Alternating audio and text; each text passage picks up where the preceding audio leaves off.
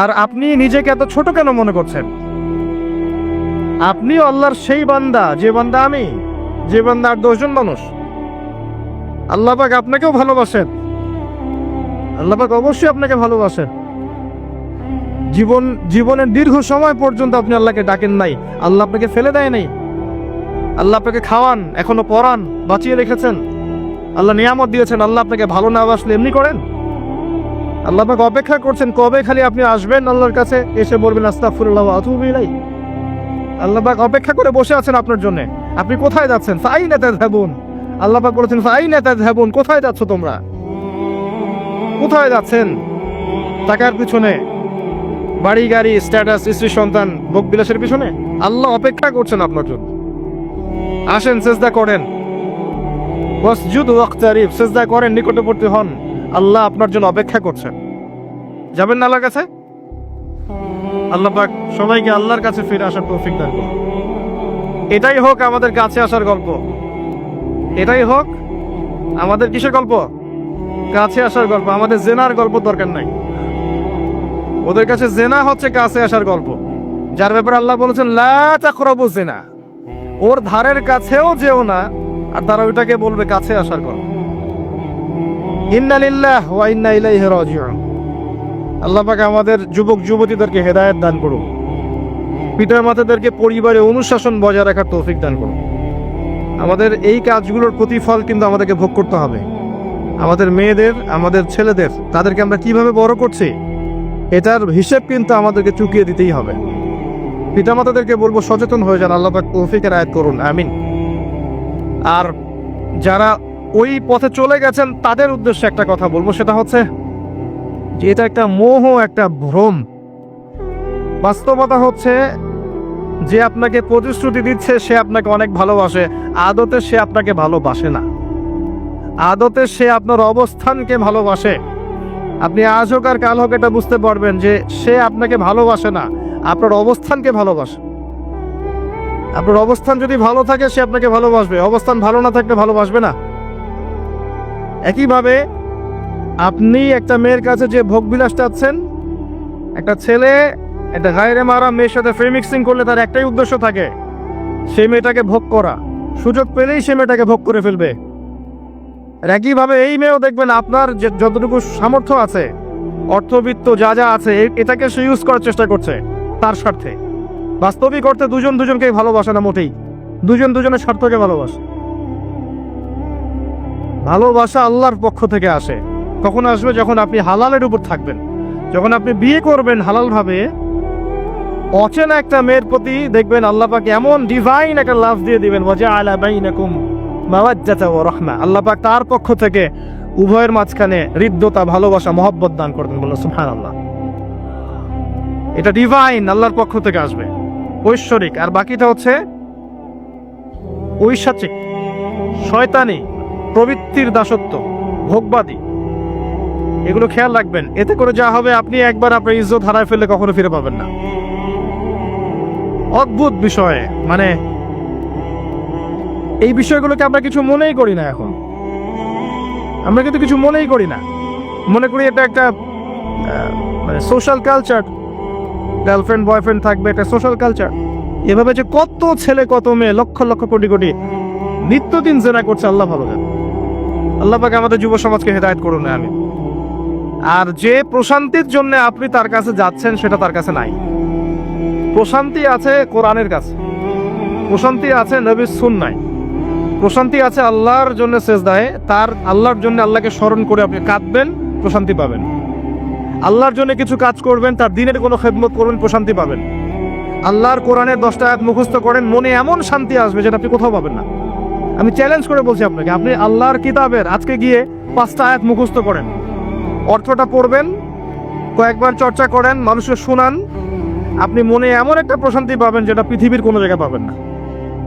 এখানে প্রশান্তি এত এত বেশি মাত্রায় আসবে, যার খবর যদি ওই পশ্চিমারা জানতো তাহলে আমার কলিজায় বোম মেরে উড়িয়ে দিত। কথা বুঝতে পারেন নাই? আল্লাহর পথে চললে যে প্রশান্তিটা পাওয়া যায়, এর খবর যদি ইসলামের শত্রুরা জানতো তাহলে মুসলিমদের কলিজায় পারমাণবিক বোমা মারত। তারা জানে না কি প্রশান্তি এখানে পাওয়া যায়। আপনি যে প্রশান্তির জন্য এখানে যাচ্ছেন এটা ওখানে নাই। কোরআনের কাছে আছে, সেজদায় আছে, নামাজে আছে, তাহাজ্জুদে আছে, আল্লাহর জিকিরে আছে। আর নেককার স্ত্রীর কাছে আপনি প্রশান্তি পাবেন। এটা আল্লাহ আপনাকে গিফট দিয়েছেন। আদম আলাইহিস সালামকে আল্লাহ পাক দিয়েছেন না? তার একাকী বোধ হচ্ছিল জান্নাতে, আল্লাহ পাক সঙ্গিনী সৃষ্টি করেছেন। এখানে আপনি প্রশান্তি পাবেন, বাকিগুলো প্রশান্তির উৎস নয়। পরে দেখা যাবে ওখানে ছ্যাঁকা খেয়েছে, খেয়ে তারপরে মাদক সেবন করবে, তারপরে মিউজিকের কাছে যাবে, তারপরে দেখবেন যে পতিতালয়ে যাচ্ছে, তারপরে হয়তো গুন্ডামি করবে, জীবনটা উচ্ছৃঙ্খল হয়ে গেল। কেউ কেউ আত্মহত্যাও করবে, কারণ হচ্ছে ওই যে শুরুতে একটা মেয়ের সাথে প্রেম করে ছ্যাঁকা খেয়েছে, ওখানে প্রশান্তি খুঁজেছে, শয়তান এদেরকে নিয়ে খেলেছে, একবারে দুজনের জীবন নষ্ট করে ফেলেছে। আদতে কি হলো, মুসলিম উম্মাহ থেকে 2টা নক্ষত্র ধরে গেল। হয়তো ওই যুবককে দিয়ে দিনের কোনো খেদমত হতো, এখন আর হলো না। হয়তো ওই যুবক তার যৌবনকালটা ইবাদত করে কাটাতে পারতো, আরো সে ছায়া পেত, আর পেল না। শয়তান সাকসিড, শয়তান জিতে গেল। এই হচ্ছে বাস্তবতা। বাস্তবতা বোঝেন, আল্লাহর কাছে ফিরে আসেন, আল্লাহ আপনার অপেক্ষা করছেন। আসবেন না আল্লাহর কাছে? এটাই হোক আল্লাহর কাছে আমাদের কাছে আসার গল্প। আল্লাহ পাক আমাদেরকে তৌফিক দান করুন, আল্লাহুম্মা আমিন। তো সুন্নাতের কথা বলতে গিয়ে আসলাম। নবী সাল্লাল্লাহু আলাইহি ওয়াসাল্লামের সুন্নাহ আমরা যেন আমাদের সামগ্রিক জীবনে পালন করার চেষ্টা করি, আল্লাহ পাক চেষ্টাটা যেন কবুল করেন, আমিন। এরপরে আছে সালাতের কথা, তারপরে আছে আপনার যাকাতের কথা। নিসাব পরিমাণ সম্পত্তি হয়ে গেলেই যাকাত দিতে হবে। এটা নফল কিছু নয়, ফরজ জিনিস। যদি আপনি সামর্থ্যবানদের যাকাতগুলো কালেক্ট করতে পারতেন, কেউ যদি পারত, দেখতেন এই যাকাতের অর্থগুলো দিয়ে এত এত মানে বিগ বিগ প্রজেক্ট করা যেত, যেটা আপনি কল্পনা করতে পারবেন। এটা কিন্তু নফল কিছু নয়, দিতেই হবে, বাধ্যতামূলক। যাকাত আল্লাহ পাক এই জন্য ফরজ করেছেন যাতে করে সমাজের মধ্যে ধনী এবং গরিবের সাম্য বজায় থাকে। এটা গরিবের হক। যাদের উপর যাকাত ফরজ হয়েছে তারপরেও যাকাত দিচ্ছে না, এদের সম্পত্তিগুলোকে আল্লাহ পাক কিয়ামতের দিন গলাবেন, মানে ধাতুতে পরিণত করে গলাবেন, গলিয়ে কপালে, গালে, পিঠে, চেহারায় লেপটে দিবেন। বলেন নাউজুবিল্লাহ। সূরা তাওবা পড়ে দেখেন, সূরা তাওবার মধ্যে এটা আছে। সম্পত্তি গলানো হবে, গলে একটা সোনা, তামা, ব্রোঞ্জ এগুলো গলালে কেমন হবে? এগুলো উত্তপ্ত করে যদি গায়ে লাগিয়ে দেওয়া হয় কেমন শাস্তি হবে? বলা হবে এটাই সেই তোমার সম্পদ যা তুমি সঞ্চয় করেছিলে, আজকে এটা আযাব ভোগ করো। নাউজুবিল্লাহ। এটা সমাজের সাম্য বজায় রাখে, গরিব আর ধনীর মধ্যে একটা ব্যালেন্স বজায় রাখে। এটা গরিবের হক। যখন আমরা যাকাত দিব না, গরিব মানুষের মাথাপিছু যে মানটা আছে জীবনযাত্রা, এটা আরো কমে যাবে।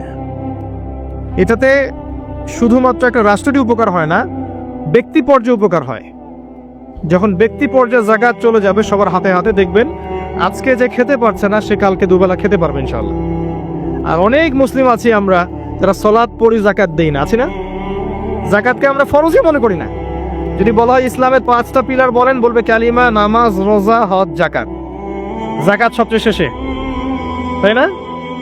যাকাতকে পাঠাইছে সবচেয়ে শেষে, অথচ আল্লাহ বলেছেন কালিমা, তারপরে সালাত, তারপরে যাকাত, তারপরে সাওম, তারপরে হজ। যাকাতকে গুরুত্ব দিন, এটা ইসলামিক অর্থনীতির মূল ভিত্তি। যাকাতের উপরে আল্লামা তাকি উসমানী শাইখের একটা বই আছে, এই বইটা পড়তে পারেন, অত্যন্ত চমৎকার। যাকাত নিয়ে বিস্তারিত আলোচনা করা হয়েছে এবং যাকাত কিভাবে মানবতার উপকার করবে এটা বলা আছে। আজকে এটা টপিক না, আমি না হলে অনেক লম্বা কথা বলতে পারতাম। আল্লাহ পাক আমাদের সবাইকে যাকাত দেওয়ার তৌফিক দান করুন, আমিন। এরপরে সাওমের কথা বলেছেন। সাওম ইনশাআল্লাহ সামনে আসবে, আমরা সবাই রাখবো। আল্লাহ পাক আমাদের সবাইকে 30টা সাওম, পুরো মাস সাওম রাখার তৌফিক দান করুন, আমিন। এবং সাওমটা শুধু না খেয়ে থাকার, পিপাসার্ত থাকার নাম নয়, বরং আল্লাহ পাকের যাবতীয় নিষেধ ছেড়ে দেওয়ার নাম কিন্তু সাওম। এটা একটা হিজরত। মানে আল্লাহ পাক যত বিষয় নিষেধ করেছেন এগুলোকে ছেড়ে দেওয়ার নাম কিন্তু রোজা বা সাওম। শুধু না খেয়ে থাকার নাম সাওম নয়। না খেয়ে থেকে কেউ যদি গালি দেয়, গীবত করে, সুদ খায়, জিনা করে, তার কি রোজা হবে? হবে না। আল্লাহ পাকের নিষেধগুলো বর্জন করলে পরে রোজা হবে ইনশাআল্লাহ। এর উদ্দেশ্য কি? তাকওয়া অবলম্বন করা। কুতিবা আলাইকুমুস সিয়াম কামা কুতিবা আলাল লাযিনা মিন ক্বাবলিকুম লাআল্লাকুম তাত্তাকুন। উদ্দেশ্যটা কি? লাআল্লাকুম তাত্তাকুন। আল্লাহ পাকের নিষেধ না ছাড়লে কি কেউ তাকওয়া অবলম্বন করতে পারবে? অতএব সিয়ামের মূল উদ্দেশ্য কি? তাকওয়া অবলম্বন করা, আল্লাহ পাকের যাবতীয় নিষেধগুলোকে বর্জন করা। আল্লাহ পাক আমাদেরকে সিয়াম রাখার মতো রাখার তৌফিক দান করুন। রমজান মাসে আমরা ইফতার করাবো বেশি বেশি ইনশাআল্লাহ। বেশি বেশি মানুষকে ইফতার করাবেন, বেশি বেশি নফল দান সাদাকা করবেন, যাকাতগুলো দিয়ে দিবেন। রমজান মাসে কিয়ামুল লাইল করবেন, তারাবির নামাজ সুন্দর করে লম্বা করে পড়বেন। রাকাত সংখ্যা নিয়ে ঝগড়া করেন না। আমরা যে কাজগুলো করি ঝগড়াটা বেশি করি। কোয়ালিটি দেখবেন আল্লাহ, কোয়ালিটি, কোয়ান্টিটি না। নামাজটা কেমন কোয়ালিটি সম্পূর্ণ ছিল। এবং এই রমজান মাসের সবচেয়ে বেস্ট নিয়ামা হচ্ছে কোরআন। এই মাসে কি হয়েছে? কোরআন নাজিল হয়েছে। এই কোরআনকে সময় দিতে হবে। যারা কোরআন তেলাওয়াত করতে জানি না, রমজান মাসে শিখতে হবে। যারা জানেন তারা খতম দিবেন, তেলাওয়াত করবেন, খতম দিবেন। যারা আরো ভালো জানেন তারা গবেষণা করবেন, পুরো কোরআনটা গবেষণা করবেন। পারা যাবেন ইনশাল্লাহ। আল্লাহ পাক সবার আগে আমাকে, অতঃপর আপনাদের সবাইকে তৌফিক দান করুন, আমিন। এবং দ্বীনের জন্য তালিম করবেন, ঈমানের আলোচনা করবেন, মসজিদে দার্স দিবেন, ইফতার করাবেন, গরিবদেরকে সাদাকা করবেন, ওষুধ দিবেন, ফিতরা আদায় করবেন। রমজান মাসটাকে একটা ইসলামের ইবাদতের সংস্কৃতি বানিয়ে ফেলবেন। রমজানের প্রতিটা মোমেন্টকে কাজে লাগানোর চেষ্টা করবেন। আল্লাহ পাক সবাইকে তৌফিক দান করুন, আল্লাহ। ইফতার একসাথে করবেন, বাসায় সবাই একসাথে ইফতার করবেন। একটা কমিউনিটি, একটা মানে কি বলবো, ইসলামের উৎসব যেন বিরাজ করে। পরিবারের ছোট না দেখবে যে রমজানে আমরা সবাই একসাথে ইফতার করি। একটা বড় থাল কিনবেন বাসায়, এই বড় থালে খাওয়া কিন্তু সুন্নাত। একটা বড় থাল যেখানে পরিবারের সবাই সদস্য মিলে খাবেন। বাচ্চা কাচ্চা, ছোট ছোট বাচ্চারা দেখে দেখে বড় হবে যে আমরা রমজান মাসে বাবা মা সবার সাথে বসে খেয়েছি। এভাবে ওদেরকে হাদিয়া দিবেন। রোজা রাখলে উৎসাহিত করবেন, রোজা রাখলে গিফট দিবেন, হাদিয়া দিবেন। আম্মু, তোমার বয়স যদিও রোজা ফরজ হয় নাই, রাখার চেষ্টা করো। যদি রাখতে পারো তাহলে আমি তোমাকে একটা গিফট কিনে দেব। রাখতে উৎসাহিত করেন, দেখবেন ইনশাল্লাহ এই চর্চাগুলো পরবর্তীতে ওদের মধ্যে তাকওয়া নিয়ে আসবে ইনশাল্লাহ। আমাদের মনে আছে আমরা যখন ছোট, রোজা ফরজ হয় নাই, আমাদেরকে এভাবে বকশিস দেওয়া হতো, রোজার একটা 10 টাকা দেওয়া হবে। তখন অবশ্য 10 টাকার মান এখনকার 100 টাকার চেয়ে বেশি ছিল। আর আপনার টাকার মান দিন দিন কমবেই। কারণ ইসলামিক কারেন্সি যারা বোঝে না তারা এগুলোর সম্পর্কে বিরূপ মন্তব্য করতে পারে। বাট আমরা জানি যে একটা সভ্যতা মানুষের সম্পদ চুষে খাচ্ছে, এবং যে বাই যে এটা হতেই থাকবে। যাই হোক, ওই টপিকে আর গেলাম না। তো আমাদেরকে পুরস্কৃত করা হতো এভাবে, উৎসাহিত বোধ করতাম। কয়টা রেখেছি? 7টা, তারপরের বছর 10টা, তারপরের বছর 15টা। এভাবে করতে করতে দেখবেন আপনার বাচ্চা রোজা রাখা শিখে যাবে। এবং সওম রাখলে শরীরের কোনো ক্ষতি নাই, উপকার ছাড়া। ক্ষতি আছে? কোনো ক্ষতি নাই, কোনো ক্ষতি নেই উপকার ছাড়া। সবচেয়ে বড় কথা হচ্ছে যারা খেতে পারে না ওদের ফিলিংসটা আপনি বুঝতে পারবেন। আপনিও বুঝতে পারবেন যে না খেয়ে থাকা এটা কেমন। আল্লাহ পাক যে খাওয়াচ্ছেন আমাকে, এটা কত বড় নিয়ামত ছিল। আল্লাহ পাক আমাদের সবাইকে রমজান মাস পর্যন্ত পৌঁছে দিক, এবং রমজানের 30টা সওম পুরো মাস রমজানের যাবতীয় কাজের সাথে আদায় করার তৌফিক এনায়েত করুন, আমিন। আর সম্ভব হলে রমজান মাসে ওমরা করবেন। সম্ভব হলে রমজান মাসে ওমরা করতে পারেন। এটা খুব বড় একটা ইবাদত, এবং এটাতে যে নববী রুহানি একটা স্বাদ পাবেন, এটা কিন্তু বলে বোঝাতে পারবো না আমি। আপনি করলে পরে বুঝতে পারবেন। আল্লাহ পাক তৌফিক দান করুন সবাইকে, আল্লাহুম্মা আমিন। এরপরে আছে সামর্থ্য হলে হজের কথা। আলহাজ টাইটেলের জন্য নয়। মানুষ আমাকে আলহাজ বলবে, হ্যাঁ, মানুষকে দেখানোর জন্য হজ, আমাকে হাজী সাহেব বলবে, এই জন্য হজ নয়। হজ করতে যাবেন ইব্রাহিমী চেতনা শিখতে। হজের কাজের মধ্যে ইব্রাহিম আলাইহিস সালামের একত্ববাদের চেতনা আছে। আরাফার মাঠে আপনি কিয়ামতের মাঠকে ফিল করবেন। সাই করবেন, তখন হাজরা আলাইহিস সালামের সেই কষ্ট ফিল করবেন। প্রত্যেকটা কাজের পিছনের ঘটনা কি, এটা আপনাকে ফিল করতে হবে। পাথর মারবেন, নাস্তিকরা এগুলো নিয়ে মজা করে না, ঠাট্টা মশকরা করে। সন্তানকে জবাই করার যে হুকুমটা ছিল, সেখানে শয়তান ধোঁকা দিচ্ছিল না? শয়তান যে প্রত্যেকটা কাজে আমাদেরকে বিভ্রান্ত করে, এই চেতনাটা ওখানে জাগ্রত হয়। প্রত্যেকটা কাজ আমাদের বাহ্যিকভাবে দেখলে হবে না, এর পিছনে ভিতর একটা আধ্যাত্মিকতা থাকে, রুহানিয়াত থাকে। ওইটা বুঝতে পারলে ইসলাম বোঝা যাবে ইনশাআল্লাহ। তো হজের প্রতিটা কাজ আপনি দেখবেন ইব্রাহিম আলাইহিস সালামের সুন্নাহ, হাজরা আলাইহিস সালামের আত্মত্যাগ, ইসমাইল আলাইহিস সালামের ঘটনা, কিয়ামতের মাঠ, দোয়া কবুলের মাঠ, তাওয়াফ, এই প্রত্যেকটা বিষয় আপনার ক্ষুদ্রত্ব, আল্লাহর বিশালত্ব, এগুলো আপনাকে বুঝিয়ে দিবে। শুধু আলহাজ টাইটেলের জন্য নয়, বরং আল্লাহর কাছে আত্মসমর্পণ করার জন্য, প্রকৃত ইসলাম বোঝার জন্য হজ করবেন। আল্লাহ পাক তৌফিক দান করুন। দোয়া করে আল্লাহ পাক সবাইকে জীবনে অন্তত একটা বার যেন হজ করার তৌফিক দান করেন, আমিন। এটা প্রথম প্রশ্ন ছিল। দ্বিতীয় প্রশ্ন তিনি করছেন, কোন ব্যক্তি? ওই যে ধবধবা সাদা জামা পরা ব্যক্তি, মনে আছে না ভুলে গেছেন? সে কোথায় বসে আছে? হ্যাঁ, সামনে হাঁটুর সাথে হাঁটু লাগিয়ে। হাত কোথায়? উরুর উপরে। উস্তাদের সামনে বসার আদব এটা, উস্তাদের সামনে বসার আদব। দ্বিতীয় প্রশ্ন করছে, ও এবার সেই ব্যক্তি বলছে সাদাক, আপনি সত্য বলেছেন।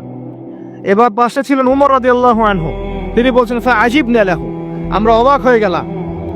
ইয়াসআলুহু ওয়া ইউসাদ্দিকুহু, সে নিজেই প্রশ্ন করলো, নিজেই আবার সত্যায়ন করছে। কে এই ব্যক্তি? কারণ যে প্রশ্ন করে সে কি সত্যায়ন করতে পারে? আপনি জানতে এসেছেন, একটা বিষয় জানতে এসেছেন, উত্তর পেলেন, আপনি নিজে বলছেন হ্যাঁ আপনি সত্য বলেছেন, তার মানে আপনি আগে থেকে জানেন, তাই না? এবার দ্বিতীয় প্রশ্ন করছেন তিনি, ইয়া মুহাম্মদ, বলেন সাল্লাল্লাহু আলাইহি ওয়াসাল্লাম, আখবিরনি আনিল ঈমান, আমাকে ঈমান সম্পর্কে বলুন। এখন নবী সাল্লাল্লাহু আলাইহি ওয়াসাল্লাম বলছেন আল ঈমান, ঈমান হচ্ছে আন তুমিনা বিল্লাহ, তুমি বিশ্বাস করবে প্রথমত এক আল্লাহর প্রতি, ওয়া মালাইকাতিহি, তার ফেরেশতা মণ্ডলীর প্রতি, ওয়া কুতুবিহি, সমস্ত আসমানি কিতাবের প্রতি, ওয়া রুসুলিহি, সমস্ত নবী রাসূলগণের প্রতি, ওয়াল ইয়াউমিল আখির, পরকালের জীবনের প্রতি। 6 নাম্বার, ওয়া আন তুমিনা বিল কদরি খাইরিহি ওয়া শাররিহি, এবং তুমি ঈমান আনবে, বিশ্বাস করবে তাকদীর বা ভাগ্যের ভালো মন্দের প্রতি। এই 6টা বিষয়ের প্রতি মনে বিশ্বাস করবে, মুখে স্বীকার করবে এবং কাজে বাস্তবায়ন করবে, এর নাম হচ্ছে ঈমান। মনে থাকবে? কয়টা বিষয়? 6টা। এখানে একটা কথা আমি বলি, আগেও বলেছি আবার বলছি, এই 6টা বিষয় গায়েবের বিষয়। এগুলোকে আপনি যুক্তি, বিজ্ঞান, দর্শন দিয়ে প্রমাণ করতে পারবেন না। পারবেন? পারবেন না। পরীক্ষা নিরীক্ষা, যুক্তি, বিজ্ঞান, দর্শন দিয়ে ল্যাবরেটরিতে বসে কি আল্লাহ, ফেরেশতা, আসমানি কিতাব, নবী রাসূল, পরকালে পরীক্ষা করা যায়? যায় না। এগুলো কিসের বিষয়? গায়েবের বিষয়। আল্লাযীনা ইউমিনুনা বিল গায়ব, মুত্তাকি কারা? যারা গায়েবে বিশ্বাস করে, এদের জন্যই হচ্ছে আলিফ লাম মিম যালিকাল কিতাব লা রাইবা ফি হুদাল লিল মুত্তাকিন। তো ঈমানের 6 পিলারকে 3টা কাজ করতে হবে: মনে বিশ্বাস, মুখে স্বীকৃতি এবং কাজে বাস্তবায়ন।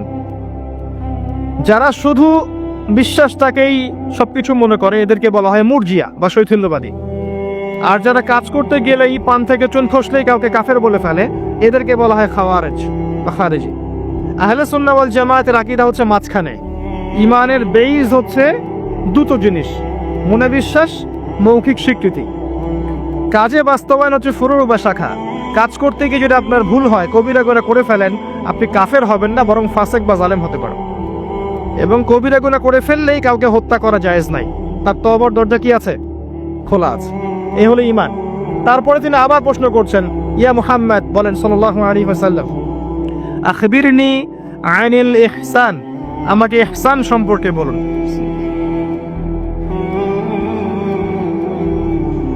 তখন নবী সাল্লাল্লাহু আলাইহি ওয়াসাল্লাম বলছেন, আল ইহসান, ইহসান হচ্ছে আন তা'বুদাল্লাহা কাআন্নাকা তারাহ, তুমি এমন ভাবে আল্লাহর ইবাদত করবে যেন তুমি আল্লাহকে দেখতে পাচ্ছো।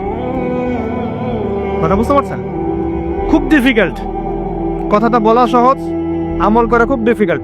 তুমি এমন ভাবে আল্লাহর ইবাদত করবে যেন তুমি আল্লাহকে দেখছো। ওয়া ইল্লাম তাকুন তারাহ ফাইন্নাহু ইয়ারাক, যদি তুমি আল্লাহকে দেখতে না পারো তাহলে জেনে রাখবে আল্লাহ তোমাকে দেখছে। এই কনসিয়াসনেসের নাম হচ্ছে ইহসান, আত্মশুদ্ধি, আল্লাহ কনসিয়াসনেস। যদি কারোর মধ্যে ইহসান থাকে, সে কি পাপ করতে পারবে? সে কেউ যদি ফিল করে যে আল্লাহ আমাকে দেখছেন, প্রত্যেকটা কাজে, ইবাদতে, ব্যবসায়, মুআমালাতে, সামাজিক বিষয়ে, চাকরি বাকরি, ওয়ার্ল্ড অ্যাফেয়ার্স, প্রত্যেকটা বিষয়ে যদি কেউ মনে করে আল্লাহ আমাকে দেখছেন, তাহলে কি কারো পক্ষে পাপ করা সম্ভব? এই চেতনাটা আল্লাহ পাক জাগ্রত করতে বলেছেন। আল্লাহ পাক আমাদের সবাইকে আমলে, আকীদায়, মুআমালাতে ইহসান দান করুন, আল্লাহুম্মা আমিন। আর এই ইহসানের সাথে একটা শব্দ সম্পর্কিত, এর নাম হচ্ছে তাকওয়া। একটা আপনাদের এখানে সি বিচ আছে না, একটা সি বিচের মধ্যে কিছু কাচের টুকরা ফেলে দেওয়া হয়েছে। ছোট্ট একটা জায়গায় সৈকতে কাচের কিছু টুকরা ফেলে দেওয়া হয়েছে। আপনাকে বলা হলো যে এর উপর দিয়ে হাঁটেন। এখন আপনি কিভাবে হাঁটবেন? নর্মালি হাঁটবেন না পা গুলো ফেলে ফেলে খুব কেয়ারফুলি হাঁটবেন? এই হাঁটাটা হচ্ছে তাকওয়া।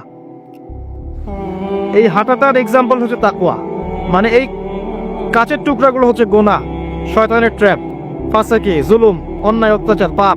এখান থেকে বেঁচে বেঁচে আপনাকে পা ফেলতে হবে, এর নাম তাকওয়া। কখন ফেলা সম্ভব হবে? যখন আমি ফিল করব আল্লাহ আমাকে দেখছেন। এই কনসিয়াসনেস না থাকলে এটা হবে না। টেবিলের তল দিয়ে আপনি ঘুষ দিচ্ছেন, যে নিচ্ছে সে যদি ওই সময় চিন্তা করে আল্লাহ আমাকে দেখছেন, নিতে পারবে? ব্যবসা করছেন, মাপে ওজন কেউ দেখছে না, কাস্টমার দেখে নাই, আপনি দেখছেন, বুঝতে পারছেন। আপনি যদি ওই সময় চিন্তা করেন যে আল্লাহ আমাকে দেখছেন, এ দেখে নাই, আপনি কম দিতে পারবেন? পারবেন না। বোনের সম্পত্তি আপনি সিস্টেম করে নিতে পারেন, বোন শিক্ষিত না, বোঝে না, আপনি চিন্তা করছেন আল্লাহ তো আমাকে দেখছেন, পারবেন নিতে? প্রতিটা কাজ যদি এতটুকু মানুষ ফিল করে যে আল্লাহ আমাকে দেখছেন, আপনি পারবেন না করতে। এরপরেও যদি পাপ হয়ে যায়, দেন তওবা করে ফিরে আসতে হবে। আল্লাহ পাক সবাইকে তাকওয়া অবলম্বন করে তৌফিক এনায়েত করুন। এটা 3 নম্বর প্রশ্ন ছিল। 4 নম্বর ছিল, ইয়া মুহাম্মদ সাল্লাল্লাহু আলাইহি ওয়াসাল্লাম আখবিরনি আনিস সাআহ, আমাকে কিয়ামত সম্পর্কে বলুন, কিয়ামত সম্পর্কে বলুন। নবী সাল্লাল্লাহু আলাইহি ওয়াসাল্লাম বলেন, মাল মাসউলু আনহা বিআ'লামা মিনাস সাইল, এই বিষয়ে প্রশ্নকারী এবং উত্তরদাতা উভয়ের জ্ঞানী সমান। প্রশ্নকারীর চেয়ে উত্তরদাতা বেশি জানে না। মানে এই বিষয়ের চূড়ান্ত জ্ঞান আল্লাহ ছাড়া কারো জানা নাই। কবে, কোন সালে, কোন ডেটে, কি বারে কিয়ামত হবে কেউ বলতে পারবে? কেউ পারবে না। প্রশ্ন করলেন এই ব্যক্তি, এবং 4টা মৌলিক প্রশ্নের একটা তিনি করলেন, কিয়ামত কবে হবে।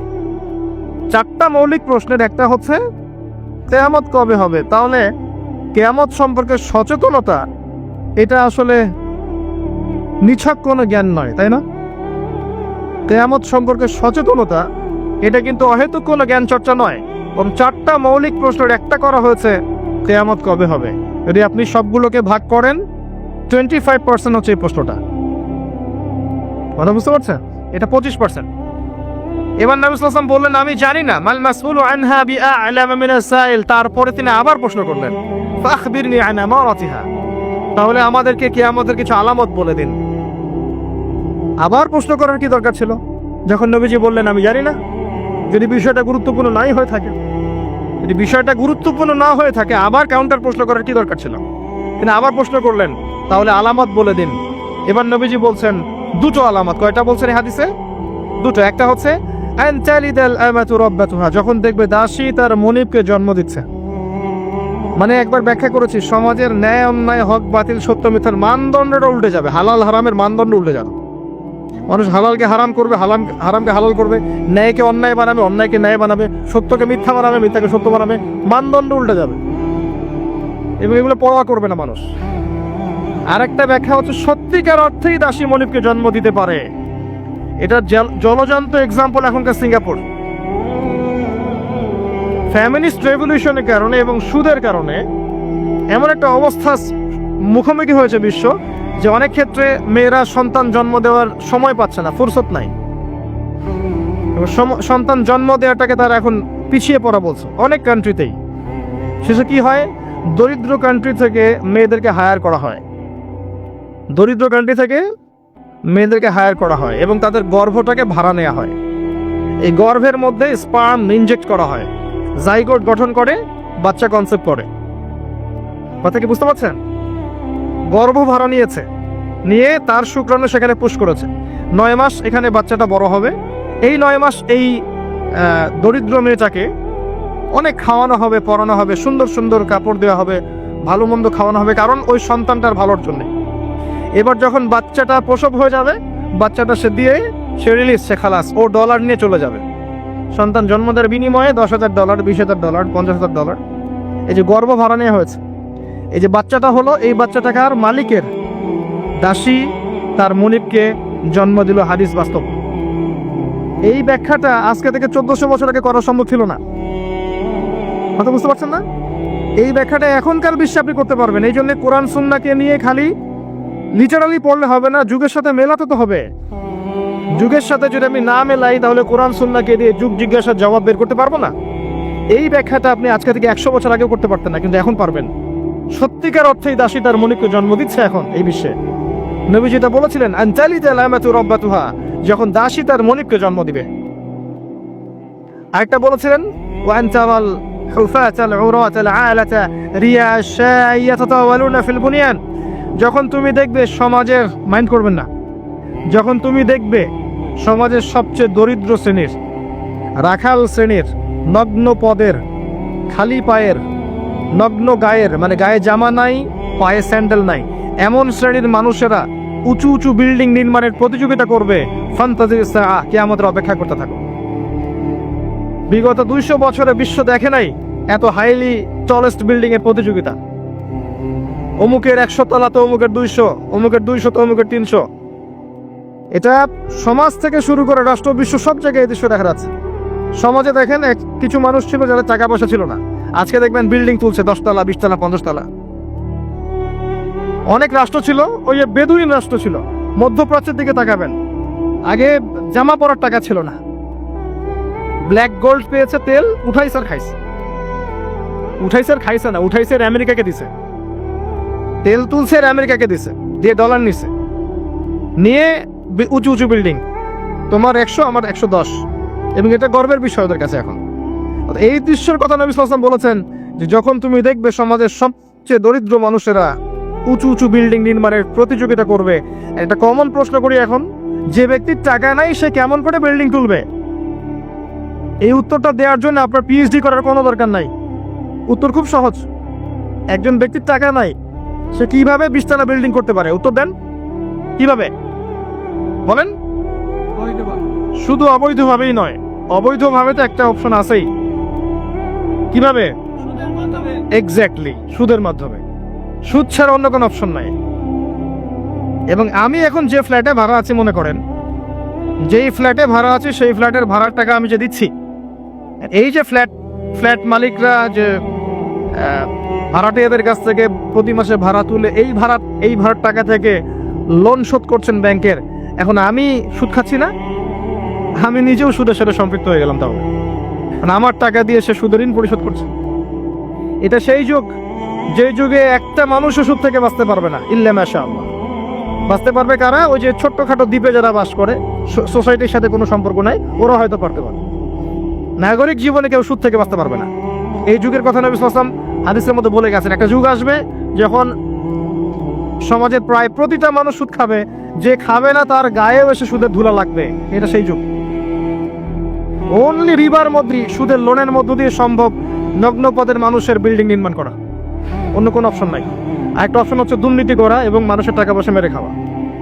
অবৈধ পথে, ন্যায় পথে কোটি কোটি টাকা জমিয়ে পরে এটা করা quite impossible, so very difficult. এটা সম্ভব না। এই যুগের কথা নবীজি বলে গেছেন এই হাদিসের মধ্যে, যেখানে মাত্র 2টা আলামত বলেছেন, তার মধ্যে একটা হচ্ছে এইটা, যখন তুমি দেখবে নগ্ন পদের, নগ্ন দেহের মানুষেরা উঁচু উঁচু বিল্ডিং নির্মাণ করছে না, বরং নির্মাণের প্রতিযোগিতা করছে। ভাষাটা বোঝেন, নির্মাণ করছে না, নির্মাণের প্রতিযোগিতা করছে। ইয়াতাতাওয়ালুনা ফিল বুনিয়ান, যে কোনো আলেমকে জিজ্ঞাসা করেন ব্যাখ্যা কি। এই হলো হাদিস। এবার সেই ব্যক্তি উঠে চলে গেল এবং ওমর ইবনুল খাত্তাব তিনি বলছেন ফালাবিসনা মালিয়ান, আমরা চুপ করে বসে থাকলাম, যেন আমাদের মাথার উপরে কাক বসে আছে, পাখি বসে আছে, চুপ করে। নবীজি কোনো কথা বলছেন না, সাহাবীরা কোনো কথা বলছেন না। সেই ব্যক্তি উঠে চলে গেল। এবার আল্লাহর রাসূল সাল্লাল্লাহু আলাইহি ওয়াসাল্লাম নিজেই বলছেন, ইয়া ওমর, হে ওমর রাদিয়াল্লাহু আনহু, আতাদরি মানি সাইল, তুমি কি জানো এই ব্যক্তি কে ছিল যে সে প্রশ্ন করলো 4টা 5টা? তিনি বললেন, আল্লাহু ওয়া রাসূলুহু আ'লাম, আল্লাহ এবং তার রাসূল ভালো জানেন, আমরা জানি না। নবী সাল্লাল্লাহু আলাইহি ওয়াসাল্লাম বলেন, ইন্নাহু জিবরিল, সেই ব্যক্তি ছিল জিবরাইল আলাইহিস সালাম, আতাকুম ইউআল্লিমুকুম দীনাকুম, তো তিনি এসেছিলেন তোমাদেরকে তোমাদের দ্বীন ইসলাম শেখাতে। তিনি এসেছিলেন তোমাদেরকে তোমাদের দ্বীন শেখাতে। তাহলে দ্বীনের মৌলিক প্রশ্ন কয়টা পেলাম? ইসলাম কাকে বলে, ঈমান কাকে বলে, ইহসান কাকে বলে, কিয়ামত কবে হবে। এই একটা হাদিস যথেষ্ট আমাদের হেদায়েতের জন্য। এই একটা হাদিস যদি আমরা বুঝে থাকি, আমাদের জন্য যথেষ্ট হেদায়েতের জন্য। আসেন সামারি করে ফেলি। প্রথম থেকে শিখলাম যে আল্লাহর জন্য যখন আসবেন মসজিদে, টিপটাপ পরিপাটি হয়ে আসবেন, উত্তম পোশাক পরে আসবেন। ওস্তাদের কাছে যখন যাবেন জ্ঞান শিখতে আদবের সাথে বসবেন এবং প্রশ্ন করবেন আদবের সাথে। প্রথম প্রশ্ন ইসলাম সম্পর্কে ছিল, তিনি ইসলামের বেসিক পিলার কয়টা? 5টা। তাওহীদ, যার মধ্যে আসবে তাওহীদ এবং সুন্নাহ, লা ইলাহা ইল্লাল্লাহ এবং মুহাম্মাদুর রাসূলুল্লাহ। এরপরে আসবে সালাত, 5 ওয়াক্ত সালাত কায়েম করা, তারপরে যাকাত প্রদান করা, রমাদান মাসের সাওম এবং সামর্থ্য হলে হজ। ইসলাম হয়ে গেল। ইসলামই একমাত্র জীবন ব্যবস্থা, এর বাইরে কিছু আছে? কেউ তালাশ করলে কবুল করা যাবে? যাবে না।